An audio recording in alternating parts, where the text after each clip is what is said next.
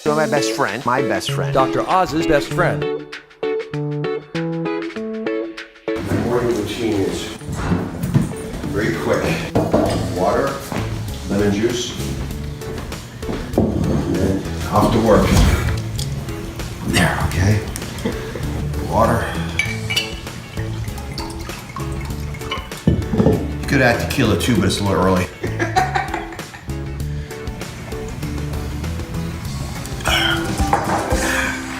Well, we posted this little video of my morning routine, which was filmed by Dr. Roizen. So many of you had tons of questions about lemon in water. It happens to be one of my family's favorite eating hacks. That was me before work, so you can see it was still dark outside. So today, everything you want to know about lemon water. And if you've been bored by your diet or not seeing the results that you want, we are revealing the Oz family's hacks that will get you out of a rut. Please welcome my beautiful wife and editor-at-large of the Good Life Bookazine, Lisa Oz.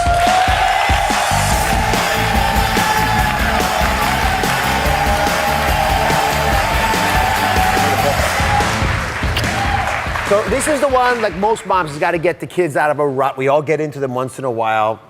When you see something happening, how do you know it's a person in a rut? What are the symptoms? Well, with food, the way you know that you're in a rut, there are a couple of things. The first is pay attention to your body. How do you feel? Is the food you're eating making you feel sluggish or moody or bloated? If you're feeling bad, you're going to need to change things up. Secondly, is it boring? Because if you're not enjoying what you're going to eat, what you're eating, and you're not having fun and it's not delicious, then you're going to cheat and eat something else. So if either of those are off, you know it's time to change. And the great thing about these hacks is they are super simple, and if you do them and you stick with them, and they're just tiny little adjustments, it makes it much easier to change other stuff. All right, so we're going to start off with the big eating hack to get you out of a rut, which is using lemon in water. Right? It's a great way to boost your immunity. It takes you seconds to do. Lisa posted this video of my morning ritual, right? Thousands of people responded with questions. Everyone wanted to know why we start our days drinking lemon water. And this is one of those little rut changes Lisa mentioned, because most of us have coffee first thing in the morning. Right. I want you just to try this. Just take a couple days, put the coffee down. You can have it an hour or two after you awaken. But the first thing you should do in the morning is a little bit of water with lemon. Why this timing? Well, first thing in the morning, but lemon water is great for you. If you sleep all night, 8 hours, you probably get 6.5 to 8. You're dehydrated. You haven't had anything to drink for that amount of time. So you need to drink water when you first wake up. You put lemon water in it and it boosts it. So as you said, it improves your immunity. That's from the vitamin C. But it also has a lot of minerals in it, which makes it surprisingly alkalinizing instead of acidifying, even though it is an acid. And it tastes delicious, so you'll be more likely to drink it.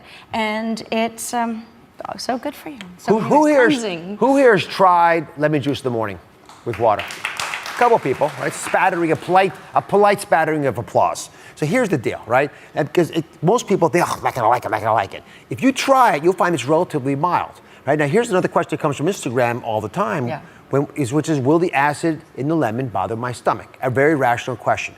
Let me explain something that's pretty profound. This lemon, right, has an acidity that is no greater than your stomach's. So when you put a little bit of lemon juice in water, you're diluting it, which means your stomach acidity is at least 100 times more than this lemon juice with a little water that we're talking about. Often 1,000 or 10,000 times more acidic than the lemon juice I'm recommending. But it is more acidic than your mouth. So after you drink this, you should probably rinse with plain water. Yeah. You don't want it sitting on your teeth. This is an excuse to drink more water. Once you start with this, it gets you going. And don't drink the seeds. They're not good for you.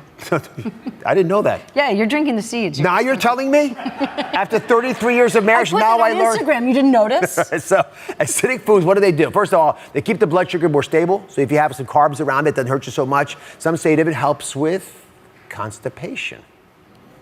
Could it really? I want to see how things move. It helps me. Does it help you? I've never had that problem. Oh, so no personal experience. But I wanted to see if it would work for all of you. So we did an experiment. We had 3 women, and let's see, you guys were all backed up, right? This is Marlene, Sarah, and Rose. I don't want to put words in your mouth, but let's just assume I'm right in saying you were backed up. I want to know the verdict. Did the lemon juice in the morning help you? Are you ready? Not really? Sarah's happy. Oh, look at that smile. Look at that smile. I'll take 1 out of 3. I will take 1 out of 3. Now, here's the thing. If you don't like lemon, and some people don't like the taste, there's a new twist that's a little less tart. I just made it for you. Take a look. gotta squeeze it. The nice thing about pomelo is it's a little less sweet than grapefruit. And in water, pretty good actually. This might be the new deal. All right, we got lemon juice down. Next eating hack to get you out of a rut is whey protein, because research shows that whey protein can actually suppress your appetite, especially when you compare it to other proteins. It's more likely to improve your satiety. You have a super easy hack, I'm told. Oh yes, adding whey protein to a whole slew of things. You know, I'm a vegetarian, so I'm always looking for ways to get more protein into my diet. So you can add whey protein to your smoothie, which is what I do every day, or you can put it in oatmeal, and you can put it in your yogurt. But this is the hack: put it in your coffee. That much? Too much? No, it's perfect. It's like a creamer. You want to add it a little at a time so it doesn't clump, or you can use a little mini whisk. But you try this. It has a nice creamy flavor, and it gives you the protein that'll keep you full. You can go for hours without being hungry after you drink this. Really, it's brilliant. Yeah. Why would we ever use creamers anymore? Seriously, there's a whole spoonful of protein powder, and you get different flavors, right? I wouldn't do that. I would not do a chocolate. Well, I guess you could do a cocoa mocha. This is good. This is a chocolate. You should name this. Yeah. The Lisa Mocha. Okay. Lisa Mocha Coca. Yeah, sure. All right, we'll figure something out. Anyway, the next eating hack is to create a carb calendar. This is actually a big issue for a lot of folks, because you have to use whole grains, but to use them the right way. So how do you get us out of a rut? Well, I said before, one of the things that you need to switch up is if you're bored. And if you're eating the same grain, say brown rice, every day, you're gonna be bored. And when I get bored, I go for pizza. I don't know about you guys, pizza, french fries, not healthy carbs. So this is a way to switch up your healthy carbs. Choose a different carb every week. It can be quinoa, it can be millet, it can be bulgur wheat, it can be barley. So you pick that on Sunday or Saturday in the beginning of the week. You make a big batch of it and you put it in the refrigerator. If you want to, you can even put it in the freezer for later. And then you can just add in whatever you want. So how do you actually make it? Like this is a farro. This is farro, right? Yeah, farro is actually just like a wheat. It is a wheat actually. It's a type of wheat. So just dump it into boiling water. Here you go. Mehmet's learning. Like you're making pasta. Oh yes. Oh, I'm making farro for my wife. Ooh. And I'm going to put a little salt in there. There you go. That is salt, right? Yes. Yeah, it was salt. And that's how you do. And then you just add whatever you want every night, something different. Like you could do a Thai curry vegetable. This is one of the things that I love. Again, farro is like pasta, so anything you put on pasta, put on the farro. Tomatoes, zucchini, a little grated Parmesan, some basil. Just a little different. You were saying you could freeze it. It can last forever then. Well, not forever, not through the zombie apocalypse, but for a long time. Up next, if you've been watching what you eat, I know you've probably been eating a lot of these of late, right? And here's the question: who has the better egg snack hack? The egg snack hack that I'm going to offer you is fantastic. Lisa's got well, we'll see. Anyway, find out whose recipe is going to break the internet when we come back. We are back with the Oz Family healthy eating hacks to get you out of a rut. The next hack has to do with a food that is more Insta-famous than Kylie Jenner. It's got 48 million likes. Look at that. It's an egg. It's an egg. When you're trying to eat healthier, everyone says load up on hard-boiled eggs for easy protein. But listen, guys, it gets sort of boring, right? I mean, hard-boiled eggs, that's not so much to that. So today, who has the better egg snack hack? Me or me? I've been campaigning with the judges, who you'll meet in a few seconds. Whose recipe is going to break the internet and give that Instagram egg a run for its money? So why do you think you're an egg-spert? Oh, ha, ha, ha. You're such a punster. Now, I'm sure you're alluding to my childhood on the farm where we had chickens. But I'm not an egg-spert, but I do love eggs. I love that they're a great source of protein. I love that they're cheap, and I love that they're so easy. I mean, insanely easy. You can't even mess up an egg. I've tried. Boiling water, egg. It works. Bingo, done. So I have been doing my homework, researching eggs up and down. Yes. Have you? Getting a 360 view of an egg. There's actually a lot of science to boiling an egg, right? And most of you don't know it, but you're actually supposed to begin by putting the egg in cold water and heating it up. Because when you put the water and the eggs together and they come up in temperature together, it helps promote even cooking and prevents cracking.